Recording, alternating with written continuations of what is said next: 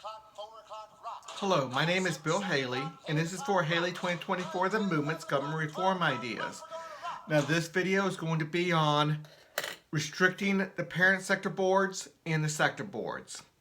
So, this is a new constitutional amendment to replace the full U.S. Constitutional Amendment Constitution.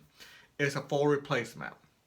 I really changed the structure of government, the structure of society. A lot more free enterprise, a lot less government control. Competitive governance is what I'm going after. That's my big idea.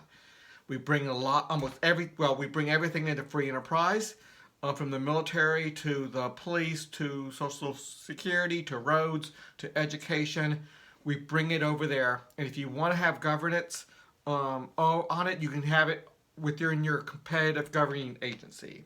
Now, obviously, military is going to be a little bit different. We have a lot of controls around the free enterprise. We have a funding mechanism, so it's partly free enterprise, but it's going in that direction significantly. Education, if you want to stay with the public school system, you can do that, but if you want to be out of it, you can be governed separately, taxes and benefits. So it's a full new government system, and it creates the way you want to be governed, and you select that one.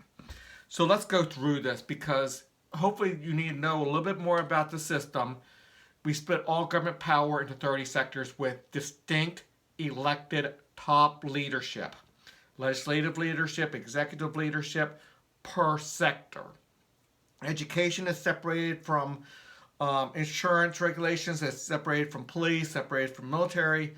All these are separated out into 30 different ones. At the end of this video, we'll go through it, and we'll probably touch on a lot of those sectors within a lot of the slides before we get to the end. But we have a CRA side, which is competitive regulatory agency. They competitively regulate, competitively govern, and competitively send up representatives. These are full governmental systems with executive, legislative, and judicial powers. Same thing is on the rating system side. Their chief product is high quality information from a wide variety of perspectives, because you pick the rating agency that you agree with most, the one that agrees with your philosophy of how things should be rated. And information is highly important. Have a monopolized rating agency would be counterproductive. It becomes very corrupt very rapidly. But when you have competitive rating agencies, how you get information and how you think about different information and how you rate the CRAs, competitive regulatory agencies, it becomes a lot more powerful for a lot more informative for the common citizen to understand what's going on. So let's keep on going through this. So we have 3 levels of government.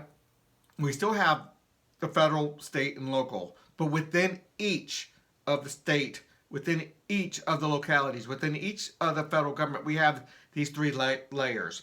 First, the parent sector board. They don't regulate. They just separate the different sectors. Education away from banking regulations, away from land and water regulations, away from environmental regulations. Everything's separated out. Again, we'll go over those in a little bit. With the sector board level, that's a monopolized governance. They govern over everybody. They govern through their CRAs. But the base of everything I'm doing here is competitive regulatory agencies. This is biggest because it's the most important. They send representatives to make the parent sector board, and they send representatives to make the sector boards. So everything's made for the CRA, because on occasional 10 to 15% of the times, you're going to have monopolized governance over the whole locality, over the whole state, or the whole federal government. Let's just go on through it. If this is the only overview you have of the whole structure, you need to go back and watch some of the other videos to have a better understanding. This one is strictly on, let's go to this one, restrictions on the parent sector board and the sector boards, because those are overall governing bodies. Well, get rid of the parent sector board because they're not going to have any regulatory authority at all. Extremely small amount of authority. They keep the whole system working, make sure everybody's within the structure. But if everybody's within their structure, nobody's going outside their boundaries or their jurisdictions, they cannot come in and they cannot regulate. They cannot stop you from regulating. There are other sectors that does checks and balances with other sectors. Anybody with governmental authority, there's checks on them. Everybody has a check. Military, there's a check. Law enforcement, check. Everything free enterprise, yes. But some things, the free enterprise is only halfway. With, let's say, funding the private prisons. It's not contracts. It's a different way of doing free enterprise prisons, because private prisons that we do contracts that we currently have today, that's not free enterprise. Not even close. Private roads that we have right now, or toll roads, that's not free enterprise because it's government paid for to a large degree. There's a lot in there. There's a lot why what we currently do, trying to go to the free enterprise a little bit, private sector, why it's not. And the structure I created right now, or with this amendment, is significantly more going towards free enterprise. Okay. This is a big one. How do we, anytime we give some power up to the sector board level, we need to really rein them back in, because we never give them a general grant of power. So this one's a good one. No sector board or parent sector board. Parent sector boards can't do it anyway, and the sector board really doesn't have the authority to do this anyway. So most of these things that I'm doing, trying to pull back governmental power from the sector board, they're not going to have that authority in the first place, because the CRAs aren't going to give them that authority. And you're going to be governed through your CRA, so they're not going to be able to do it anyway.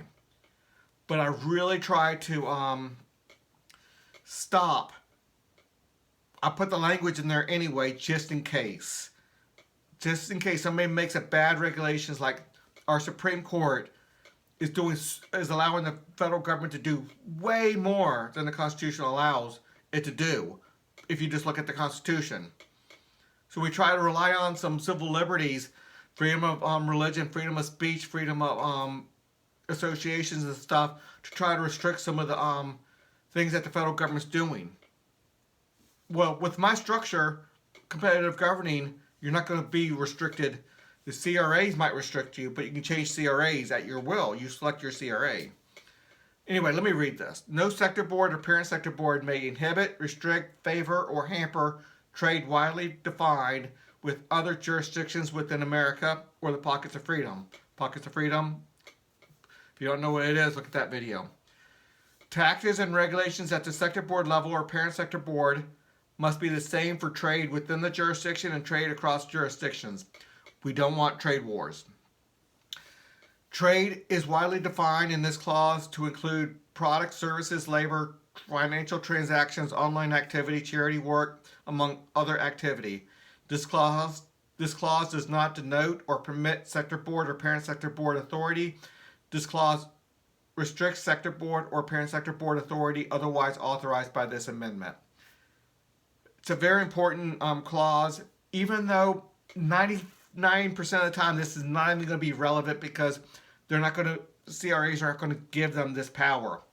But let's say they have some taxing power, because they do have some taxing power.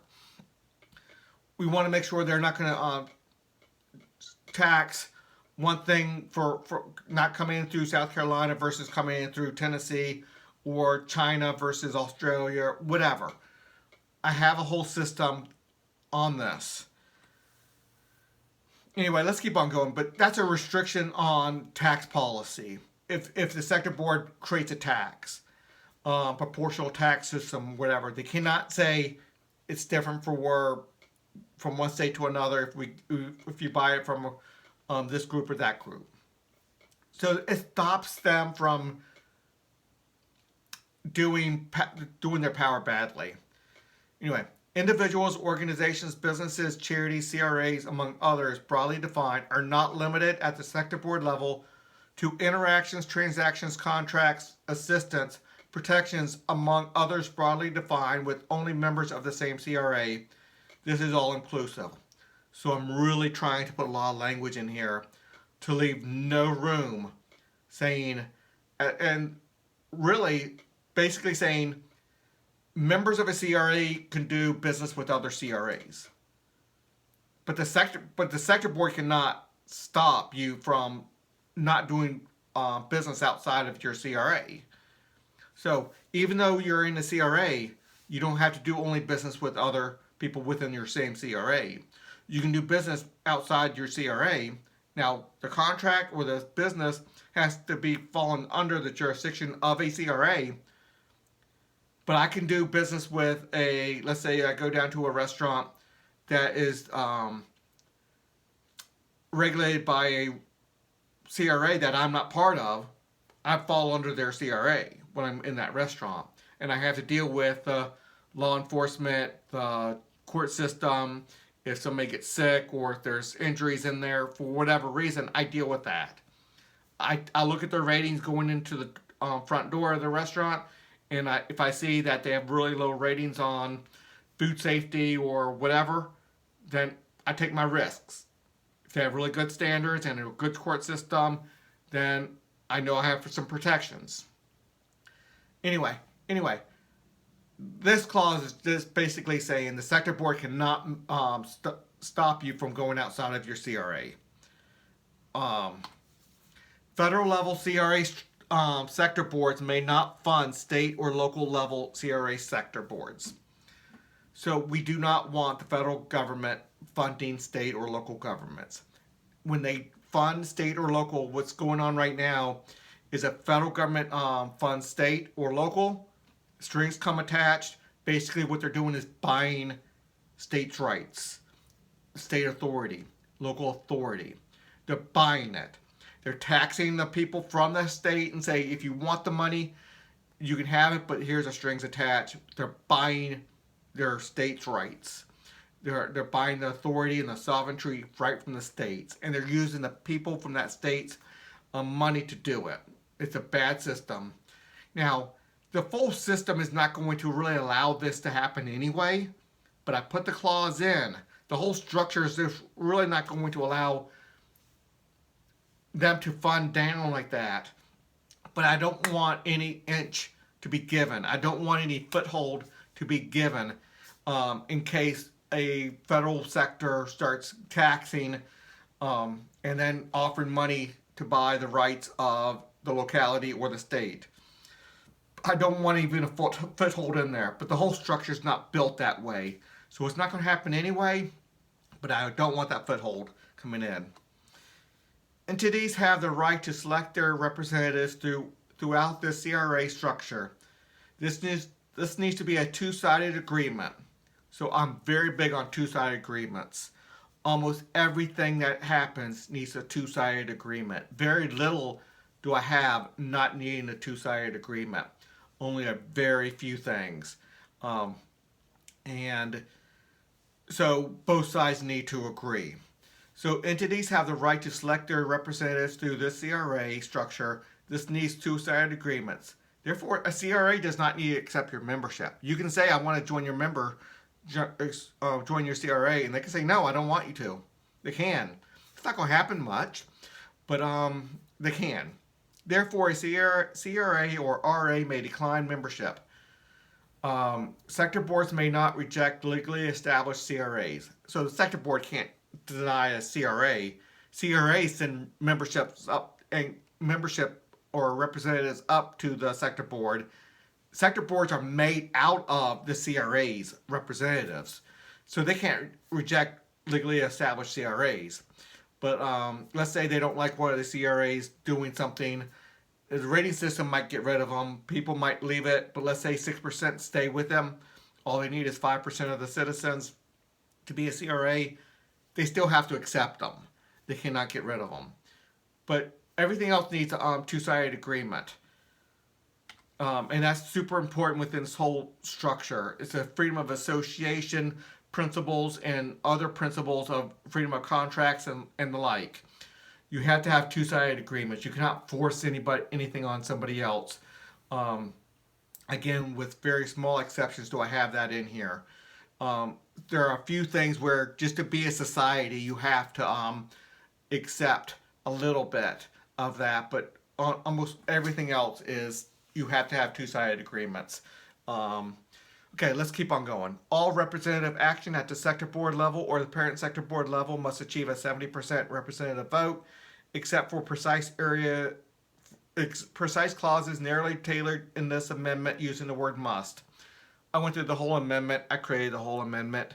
The whole Constitution structure. There's not a lot of must in there.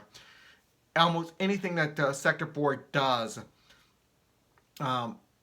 it needs a 70% agreement, a supermajority. And then all the must in there within the Constitution, you're going to see a lot of them. Don't get me wrong. That's structural in nature. That's creating the executive and the legislative and the judicial branches. That's creating the leader. You have to have a leader. But just because you have a leader does not give that leader authority to do anything. You have to have a leader, executive leader. You have to have legislative leaders. That doesn't give you authority to actually do anything. The leader is without authority until it is established within the constitutional amendment or within the constitutional principles that they properly give authority. Within each sector is a little bit different. I mean, every sector is dramatically different, but so you just have to look at each sector of what authority might go up there. But it takes a 70% vote. Once they do have the authority to do it, it takes a 70% vote to actually do anything. Then they still have to govern through the CRAs. So this whole video is about restricting the sector board. Once that power goes up there, really putting them in a small box and saying, we're only giving you just a little bit of power. We're not giving you a general grant of power. We're really narrowly drawing what you're doing. And then once you have that, you have a lot of restrictions around what you can do, because everything has to be done at the CRA level. We want it staying there.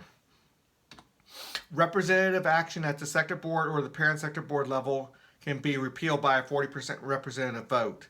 So 70% to do it, 40% to they start messing up, you can just take that power back away with a 40% vote. You don't have to get a 50% vote to take that power away. Now the power will revert back to the CRA level, the competitive regulatory agency level. And obviously this does not apply to constitutional clauses. I really read through this and I was like, whoops, maybe a little bit of a hiccup there. And you can repeal a constitutional clause with a 40%. No. You need a 75%, the representatives are 75% of the people voting to change the Constitution. Right now, we're not going to get into on this one, but we can change the Constitution a little bit too easily right now. Even though it hasn't happened too often, people don't know the strategy. And it's very worrisome that if somebody uses a strategy to do a very bad amendment, they could do it. Sector boards and the parent sector boards within this full CRA structure may not address religion. The sector boards cannot do that. CRAs can. This includes regulating, limiting, promoting, funding, diminishing, inhibiting, all broadly defined. I really use a lot of words, adjectives, and I say sector boards and the parent sector boards cannot deal with religion. Civil liberty rating floors. So on the rating system side, dealing with civil liberties is a highly important thing. But this is just for sector boards. If your CRA is inhibiting your civil liberties, well, change CRAs. But this rating floor for civil liberties is strictly for sector boards. When we give power up there, they're not going to be able to restrict your civil liberties.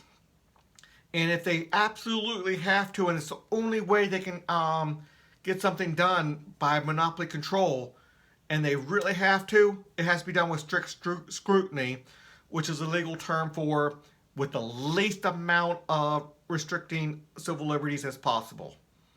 That's what strict scrutiny is. You have to do your legislation in such a way as to not infringe on the religious freedom of speech and the freedom of religion and the freedom of this and that. You really have to watch everything you do.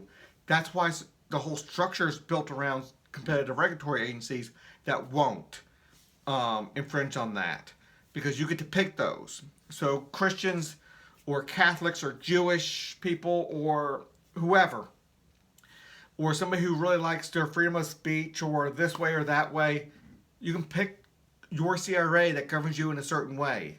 People might not like it, and they don't have to agree with you, but you get to be regulated by who you want to be regulated with. And unless it's causing a negative externality, harming people outside the transaction, harming other people in general, they cannot regulate you. But if it is harming other people, and it's the only way sector boards can get the power anyway, if there's a heavy externality that cannot be taken care of by rating floors. So this is not going to be necessary 99% of the time, but just in case, we don't want sector board actions, laws, regulations. Anyway, I get mixed up on this. Anyway, civil liberty rating floors are really important as a way to pull back on sector board control if they get out of control and start infringing on civil liberties. So it's a checks and balance, but the whole structure is not built to even allow this to happen in the first place. So when the very off chance that the Constitution starts getting interpreted in a very bad way, this clause can jump in there and start limiting what the sector board can do. But hopefully that won't happen. But it happened with our current Constitution. They totally ignore the 10th Amendment, the 9th Amendment, and they really go to town on infringing liberties and doing things outside of the constitutional limitations or the constitutional authorities. And we try to use our freedom of association, freedom of speech, freedom of the Second Amendment, the Fourth Amendment, the 14th Amendment to limit what the Constitution can do and narrow them down. Anyway, that's a rabbit trail. Got stuck down a rabbit trail. The rating system is structured the same as a CRA sector board, so it has the same restrictions. So sector board restrictions apply to rating systems. The rating system is mainly for information, but it does have a mechanism called a rating floor, saying that you cannot have standards so low. And in some way, shape, or form, they might get to a point where they're infringing on somebody's civil liberties. It's not going to happen often. The whole structure is not made to do that. But just in case it starts getting interpreted too much, even the rating system is going to be limited on rating floors on making sure they're not infringing on civil liberties. But again, where one person's civil liberties are being infringed by negative externality is when somebody else's civil liberties have to be infringed by offsetting those. It's a way we have to live with somebody else that has different values than we do. And we just because we have different values, this is the best structure to allow us both to live. And we might have to deal with a little bit of each other's mild negative externalities, so we can have the freedoms we want to have. But when it becomes significant enough, then we need to stop. Somebody's fist swinging in open air, no problem. We might not like it, but once it hits us, it's harming somebody else. And that's what we're talking about. But again, the full structure is not even there to allow this to even come into play. But just in case, the First Amendment was not needed. The Second Amendment was not needed because the federal government never was given the authority to infringe freedom of speech in the first place. The federal government never was given. If you look at the powers of the current U.S. Constitution, it was never given. The federal government was never given the authority to mess with somebody's freedom of speech, freedom of religion, freedom of association. They couldn't make the laws because they weren't authorized to make the laws. Look through the current U.S. Constitution, and they weren't allowed to do it in the first place. The First Amendment wasn't necessary. Second Amendment wasn't necessary. The Fourth Amendment was not necessary. The 14th Amendment was not necessary. The 13th Amendment, getting rid of the slavery, was not necessary. Obviously, that's horrible, and we needed it because people were doing slavery. But the Constitution was built not to have slavery. Well, it was built to phase it out because they knew they had it. But it was a way to phase it out. And if everybody was created equal, then we don't have slavery. But we saw that men's hearts were broken back then, and they had slavery. In some areas, we couldn't get rid of it, so we had to create a set of laws to bring us out of that, and that's what the U.S. Constitution did. So it's a great Constitution. We're just not living by it anymore. Okay, civil liberty rating floors is defined in this amendment as limitations of sector board activity or actions. So anytime we're talking about civil liberty rating floors, we're talking about sector board action, not CRA actions. Now, obviously, within the criminal justice system, there are civil liberties that have to be respected. That has to be infringed. You have to restrict CRA, the law enforcement CRAs. You have to restrict them from infringing on civil liberties within the law enforcement thing. That's why we have a separate sector just to limit or just to authorize somebody with governmental powers. And that's why we require 70%. Representatives with 70% of the American people or the locality or the state. 70% representative vote to give them authority to be a police officer, a judge.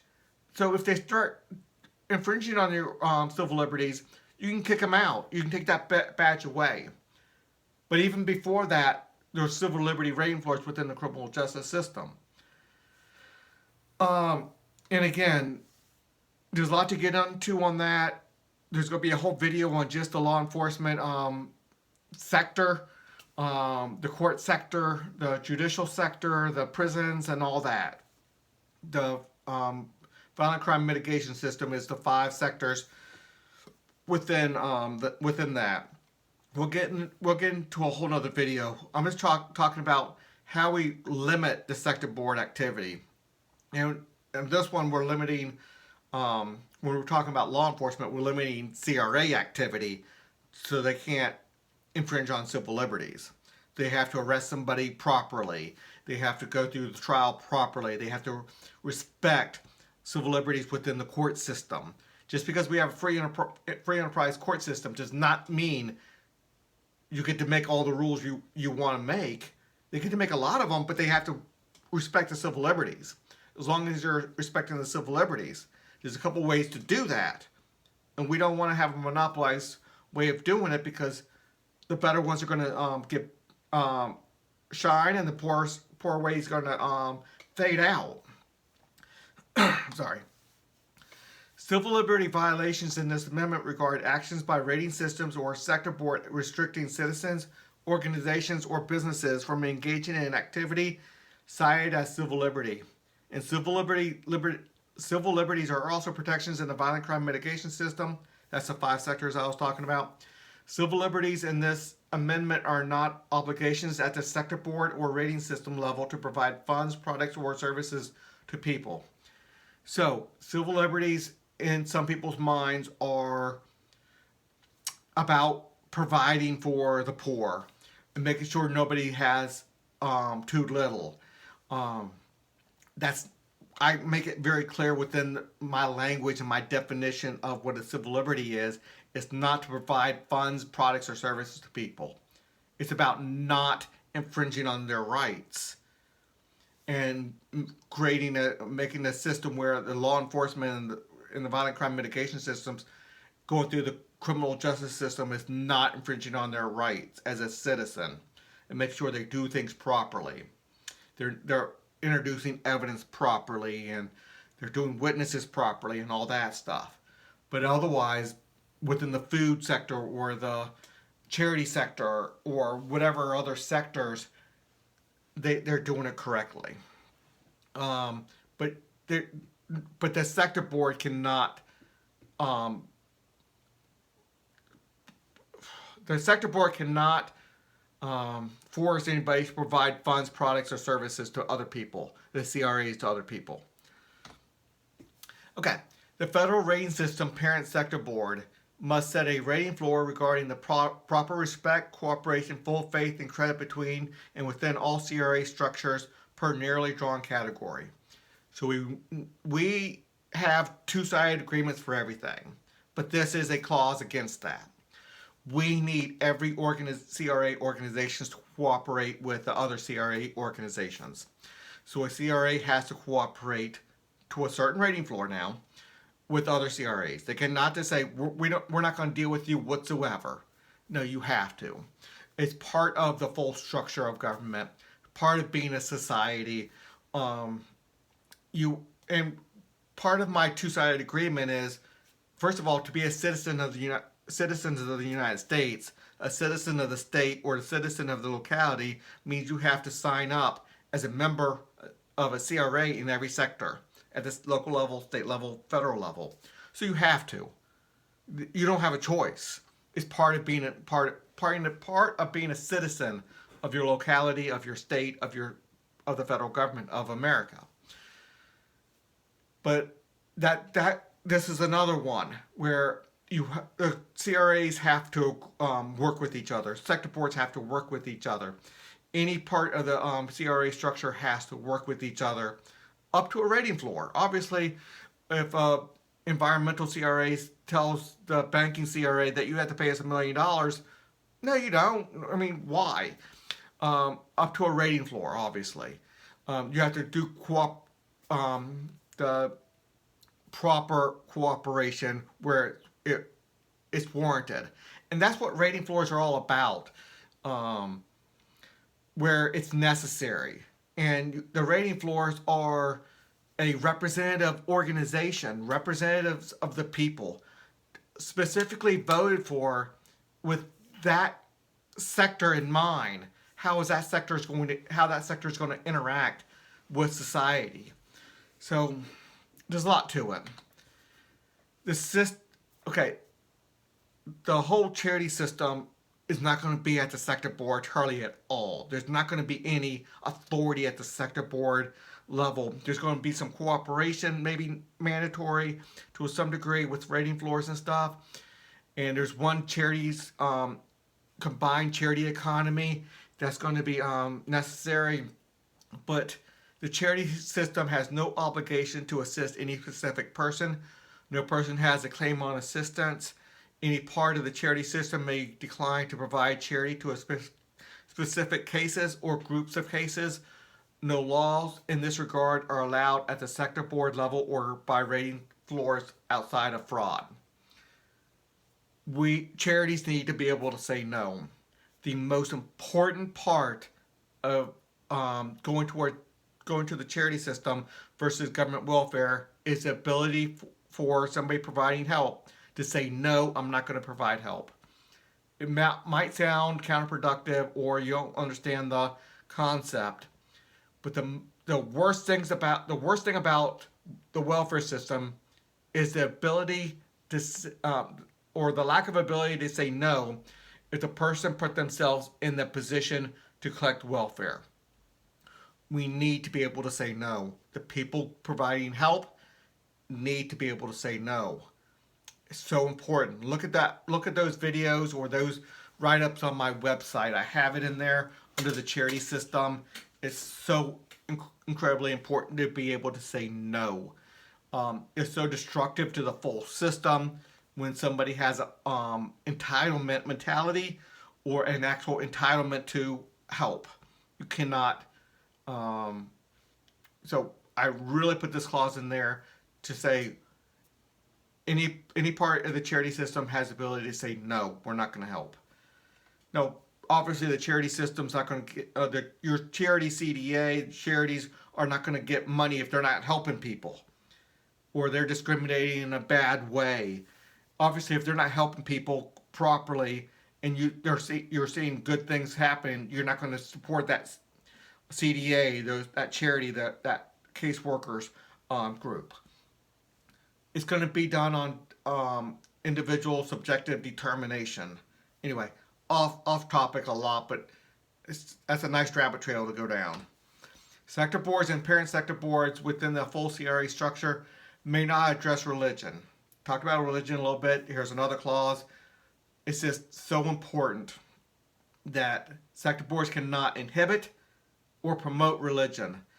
It cannot regulate, it cannot limit, it cannot promote, it cannot fund, it cannot diminish, it cannot inhibit.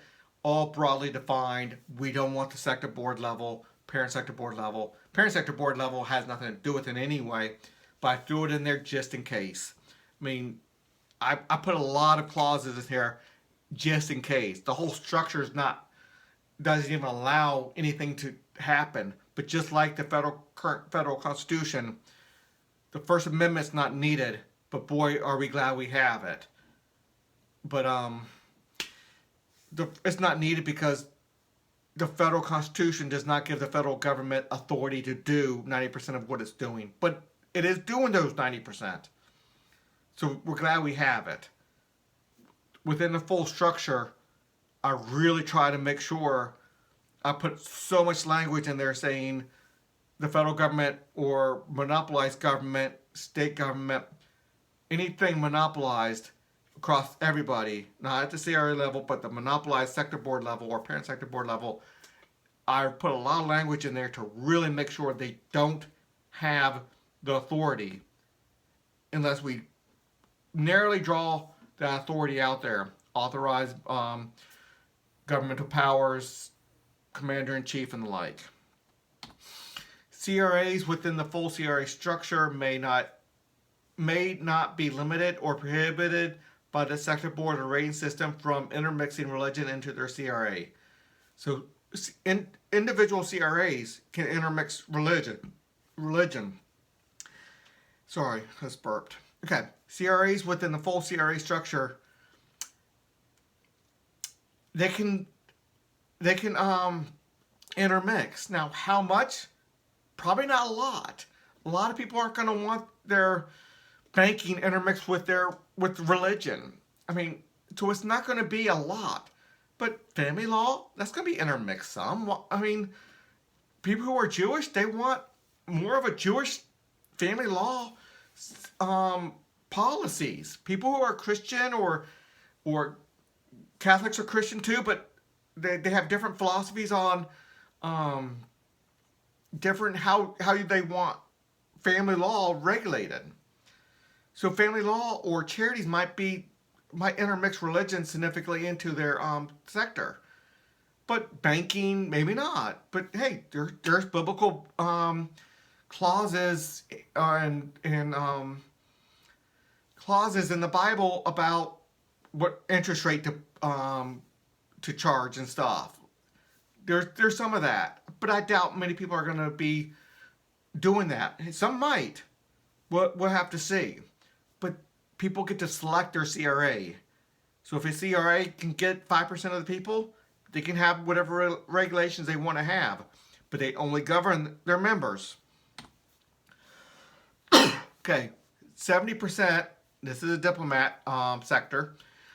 Diplomatic foreign policy sector board vote is required to authorize military force outside of America borders. So how does this restrict sector board activity? Because you need 70%. I mean, so for a declaration of war or activity outside of our country, you need 70% vote. Or to create a treaty, you need a 70% vote, plus I put some more restrictions on there. I'm not going to go over that right now. We can go over that in another video. But this is a restricting sector board activity video. We don't want a lot of treaties and a lot of agreements with other countries. Obviously, normal trade, we want that, and I had that in there. So the sector board, the DFP, the diplomat sector board, has to do free trade.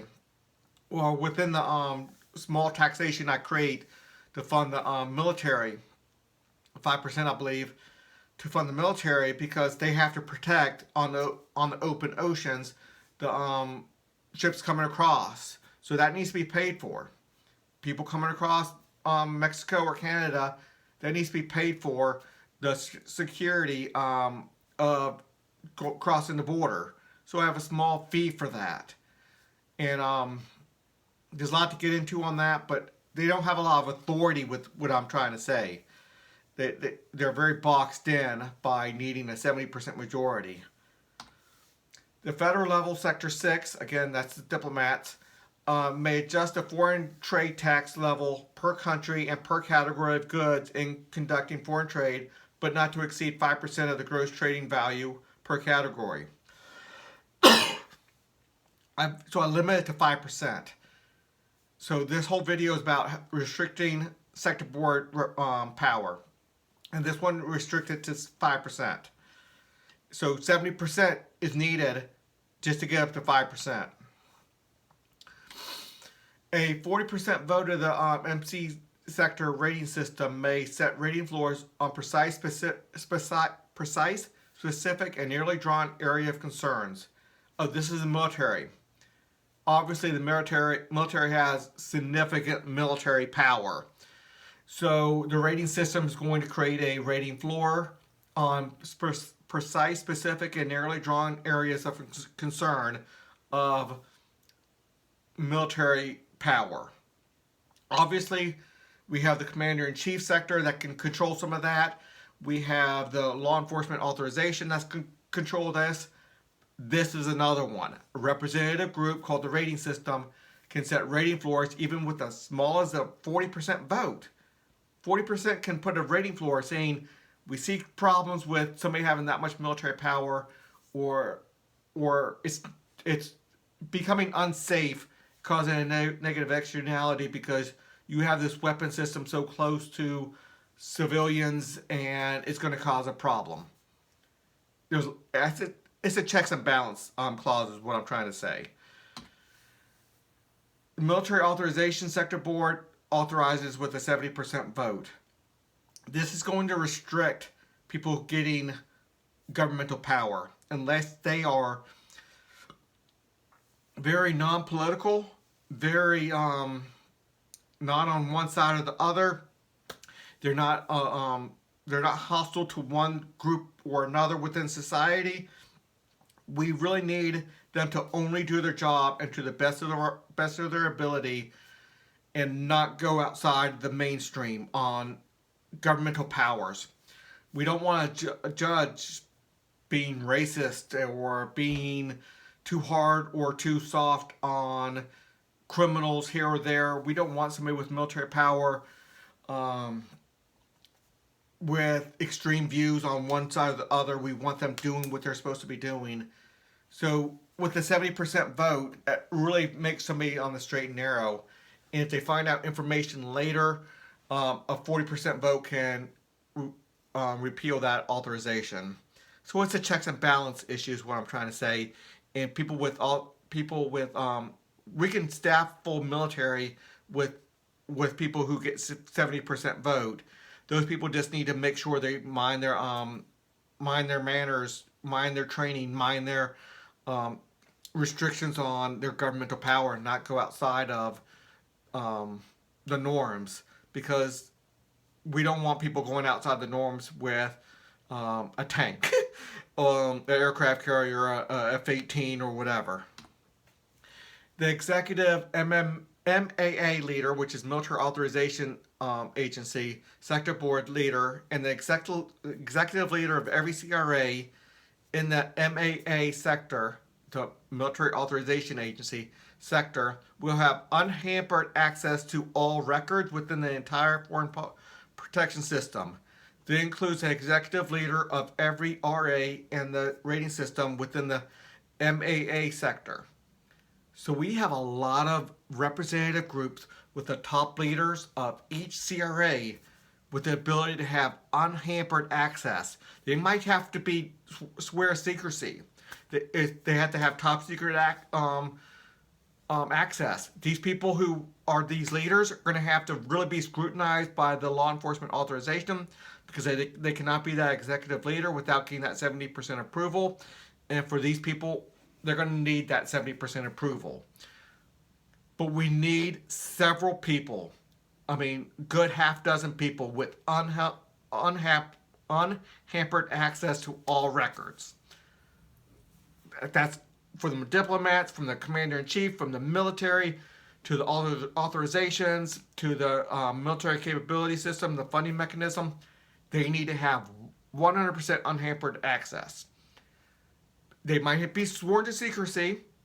They cannot say what they've seen, but they're going to know it, and they're going to be able to take action outside of knowing that to start putting pressure on things that are outside the norms, outside of corruption and the like.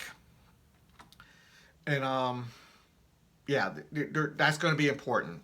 Every person with inherent government authority within the violent crime mitigation system must gain authority from the LEA, Law Enforcement Authorization Sector Board, and pledge allegiance to the LEA leadership.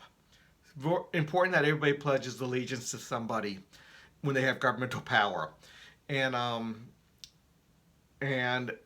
somebody to be able to take that power back away from them if they go against their pledge, against their governmental rules that were set down. They start infringing civil liberties, or creating negative externalities themselves and abusing their governmental power. It needs to be able to be pulled back. So they need a 70% vote, just like the military, and it can be pulled away with 40% vote. Every sector board must develop a process regarding an arrest through the end of trial that respects civil liberties within this amendment, or properly pass civil liberties rating floors. I'm going to go into a video just on the criminal sector, violent crime mitigation system. I'll do one probably just on this sector alone, but also within the full violent crime mitigation system. So the Violent Crime Sector Board must set a bar regarding the severity of crime for death penalty cases. You can read that again later. You just have a higher bar for death penalty cases, and you need a higher bar for reliability of the evidence, and you really have to know that it's them. It cannot be just reasonable doubt standard. It needs to be a higher standard than reasonable doubt. And the severity of the crime needs to be sufficient to get the death penalty. But then I want the person to be executed within 30 days of conviction, or 40 days of conviction, and the conviction has to be within 30 days of the crime. If it cannot be within 30 days of the crime, it goes through the normal process and the death penalty is taken off the table. We only want the very serious crimes committed or prosecuted for the death penalty, and we need only the people that we are 100% sure of. We have video evidence of it, where so many witnesses were there, and we have eyewitnesses, and there's no doubt about the perpetrator is the perpetrator. The Law Enforcement Sector Board must set conditions in which and to what extent the Law Enforcement Sector Board elected leaders are authorized to command law enforcement. So I talked about it in another video, not so much in this video yet, but we have private sector law enforcement, and every CRA will have its own police chief, and only when there's really big things happen, a big natural disaster, a riot, something big happens, that it reverts back up to a total command structure of all the police. And most of this is going to happen by simple cooperation between the CRAs, law enforcement CRAs. There's rating floors for that, and that rating floor has to be kind of high, so there's good cooperation, because law enforcement, they don't want to have a single commander, but on big things it could be very useful. But and when that is met, he can command everybody underneath them. Now, if he abuses his authority, again, 40% of the people can throw him out of office because he needs to be authorized. LEA, Law Enforcement Authorization Sector Board, must ensure law enforcement officers respect the people's civil liberties to be secure in their persons, houses, papers, records, documents, effects, along with all civil liberties as defined by rating floors.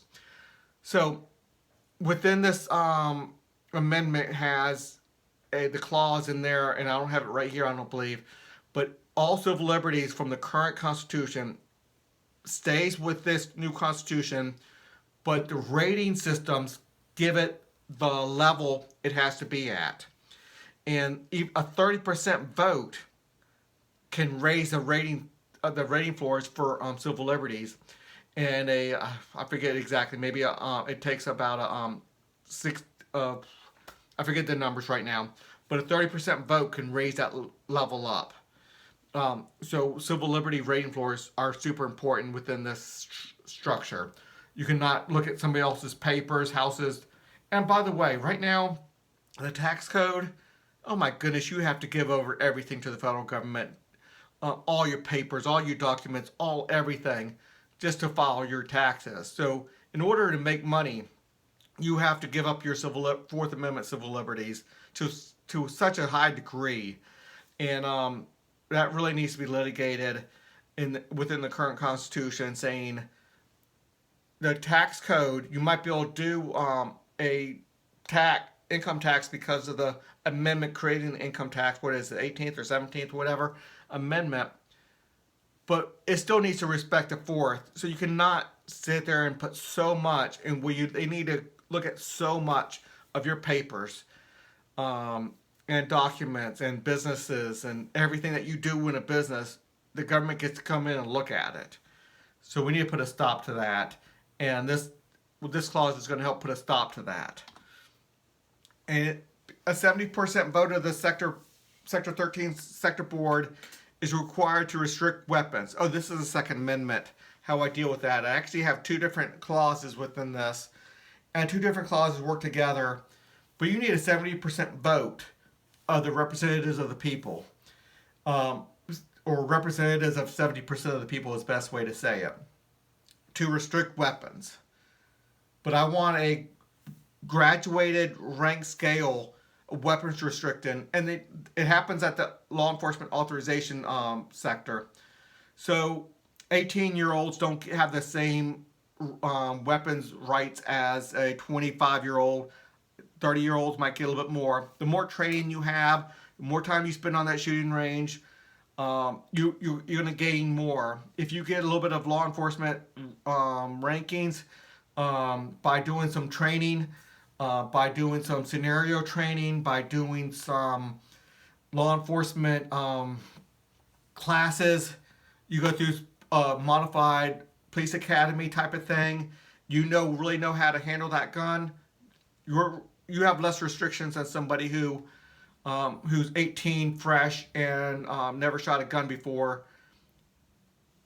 This whole system can trade away, but this is a much stronger than the 50% we have right now of federal government making a gun law. This makes it a much stronger Second Amendment. But this and another clause I have near the beginning in the original authority section of the Constitution really creates a better way to handle gun rights and the ability to handle have weapons. So let's go on. But I'm very big on the Second Amendment, and this creates a much better, stronger Second Amendment, and doesn't treat everybody the same necessarily.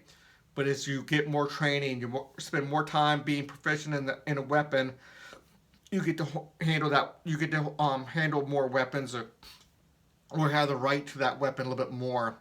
But again, with a 70% vote to restrict weapons makes it much stronger.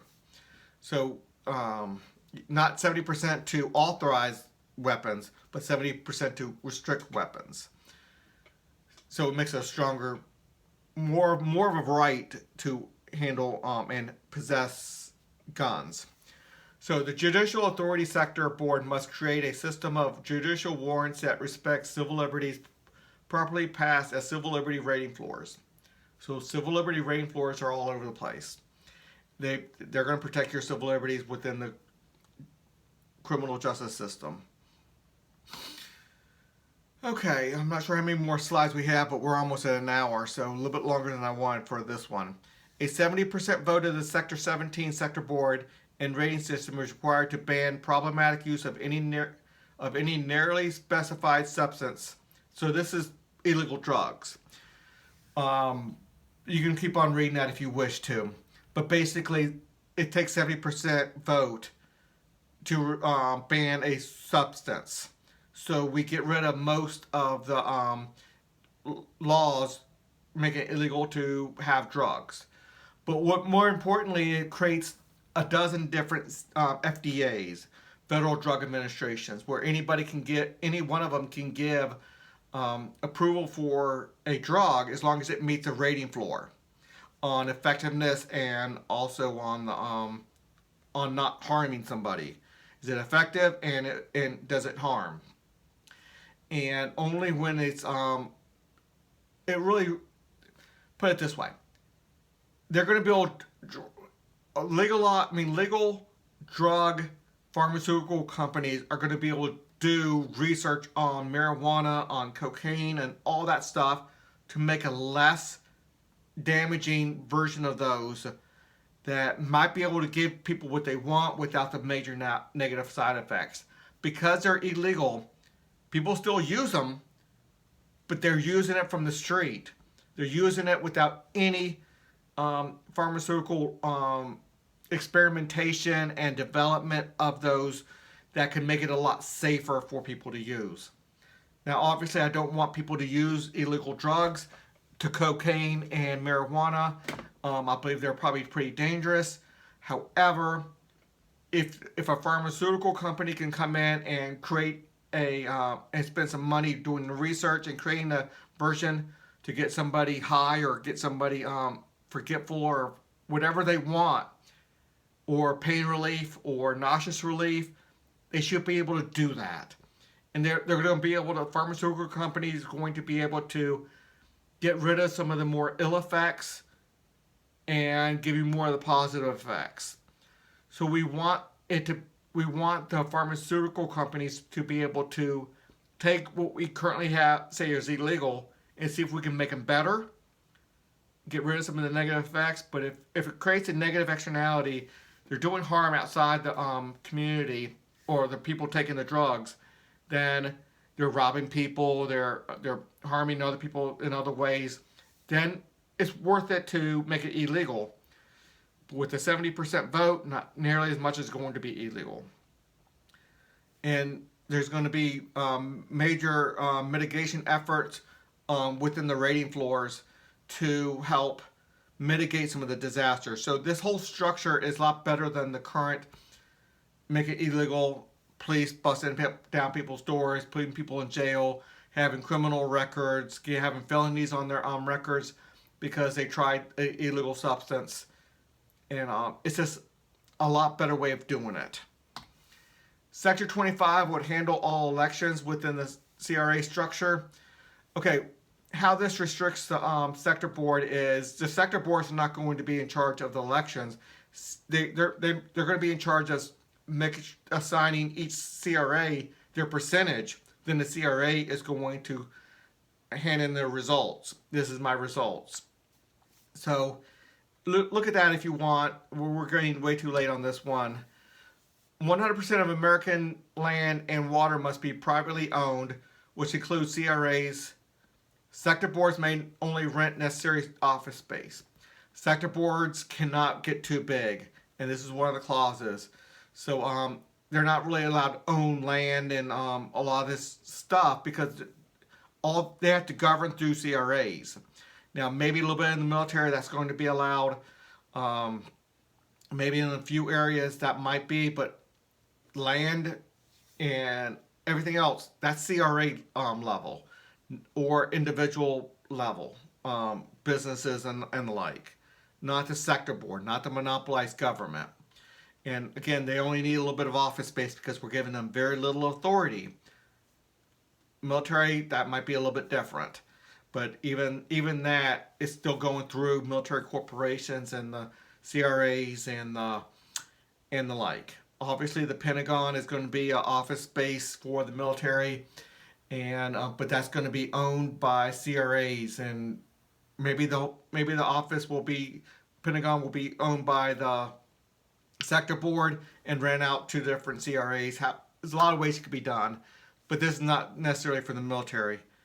Anyway, a 70% vote of each of the CRA sector boards and rating systems of Sector 25 and Sector 30. Sector 25 is identity, Sector 30 is land and water, is required for eminent domain.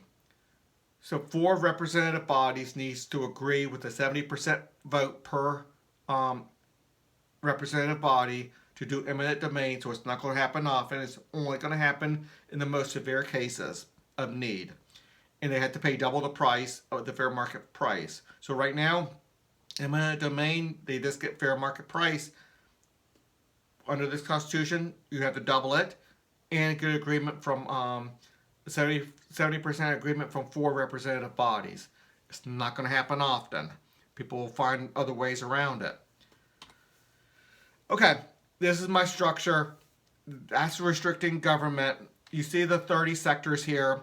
Here's the 15, 5 for the charity system, 5 foreign protection, 5 violent crime, and the 15 other sectors. The sector boards will not have much authority, but when they do have authority, we clamp down around it and make sure they're not abusing their authority and violating civil liberties and the like. So, I didn't want to go over an hour on this, but I did. So, sector boards are an important part of the CRA structure, but everything is built around the CRA, competitive regulatory agency, competitive governance. And so when we put up authority at the sector board level, this very small amount, they're restricted on what they're allowed to do. They have to stay narrowly focused on what they're given, and they cannot start violating civil liberties. They cannot do a lot of things. So we put a lot of clauses surrounding that. Anyway, please consider a donation to the campaign, or not the campaign, the Haley 2024, the movement, the campaign for liberty, the campaign for whatever you want to call it. Anyway, for the smaller government. Until the next video.